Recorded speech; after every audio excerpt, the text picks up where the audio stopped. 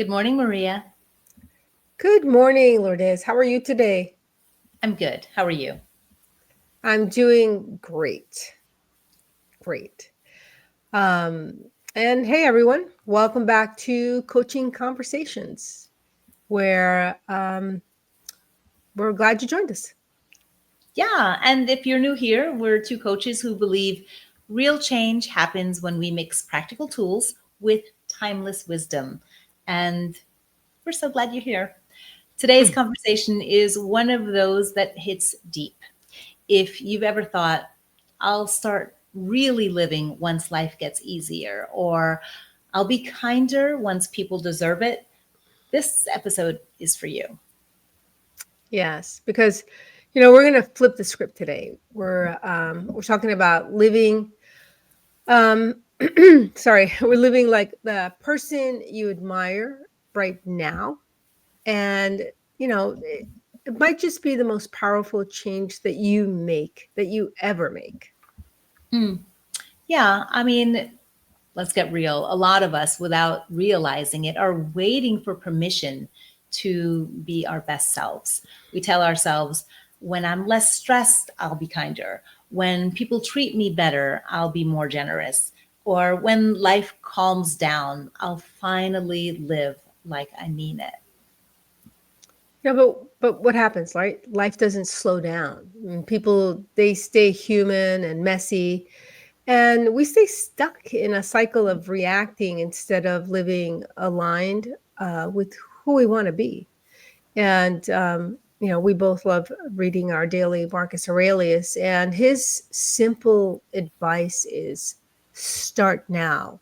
Live as a good a person as you can be now. Gratitude now, justice now, kindness now. Not someday, but you know, right now. It's not if somebody else deserves it. It's because you deserve to live the best life for yourself right now. Yeah, and right now, this moment, the present moment, is all we truly, really ever have is the now. And when you actually live this way, not perfectly but intentionally, you start feeling different almost immediately. There's this deep quiet pride that grows when you act in alignment with your values. You don't need a gold star, you don't need everyone's approval. You respect yourself. Right. And you know what else definitely happens is that the drama outside of you, it feels smaller because you're not chasing that validation or fairness. You're standing firmly in your own character. It's not about life being easy. It's about you being steady. It's about you realizing I can choose kindness even when the world feels chaotic, and I can choose fairness even when people aren't fair to me. Absolutely. So let's break it down. If you're ready to stop waiting and start living, here's how. First, start your day with one intention. Pick a value you want to embody: kindness, patience, courage, and anchor yourself to it. Second, shift your reactions. When frustration hits, and it will, pause and ask, am I living like the person I admire? Or am I reacting from fear or pride? Right. And, third, the gratitude for what's here, not because everything's perfect, because everything is material for growth. Even especially actually our failures, our mistakes, they're material for growth. And finally, reflect honestly at the end of the day and ask, where did I live aligned today? Where can I tighten the gap tomorrow? And no judgment. Self compassion is very important. Just course correction with that self compassion. Yeah, and this is something that I know I struggle with still, this not judging myself, right? Not falling into a negative habit loop where I'm judging myself, and expanding the self compassion, right? Hmm. But these practices, they're like muscles that we need to build and use and grow. And so we're not saying that it's easy by any means. We're I think, Maria, you'll agree that we're both still practicing all of this, right? Right, right. I mean, I think that every morning, we have to kind of like, have a post-it note that reminds you, show myself that I love myself, show myself self-compassion, self-forgiveness, be patient because, you know, look, we're here, we're alive, we're gonna fail. It's part of the course. We're here living, uh, and everything that happens to us isn't aligned exactly with what we thought was going to happen. And so we have to be able to pivot. But the pivot doesn't mean to that self mutilation that we like to do mentally, where we're like castigating ourselves for tiny mistakes that are, at the end of the day, really insignificant. Because we were talking about validation the other day. We look to have other people validate us instead of validating ourselves. And at the end of the day, that person, they're not thinking about you, and you're thinking, oh, they didn't validate me. Maybe not in those exact words, but they didn't see me, they didn't recognize me.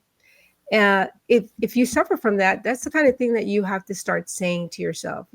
Look in the mirror, validate yourself.